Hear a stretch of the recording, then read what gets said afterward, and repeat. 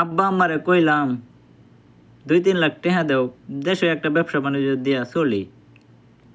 তারা আমার এমন একটা অভাব দেখাইলো, তাদের কাছে মনে হয় একটা টাকা পয়সা নাই। যেই আমি বললাম আমি আর দেশে থাকতাম না, বিদেশ যাই আমগা, তখন টাকা পয়সা মানে কেমনে রেডি করলো জানি না। কয় কি কালকে এই জায়গা পাসপোর্টটা করবার লাগিয়া, যে জায়গায় মানুষে 3 থেকে 6 মাস লাগে পাসপোর্ট করতে, সেই জায়গায় আমার পাসপোর্ট করেছি মাত্র 21 দিন আইছি। পাসপোর্ট টাইম না 2-1 দিন ঘরও তো রাখলো না, সাথে সাথে পরের দিন পাঠাই দিল মেডিকেল করে গা। তো আমি বললাম মেডিকেল করাম কার লাগে যাইয়া, কই যে নাম্বার বেড়ারে ফোন দিয়ে বেড়াই মেডিকেল করাইব।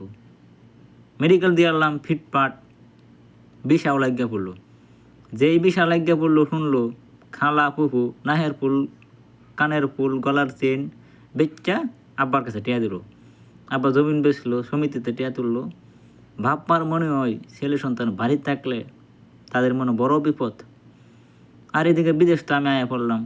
বিদেশ আইসা আমার যে বর্তমান অবস্থা, খেল ছাড়া দরজার মতন।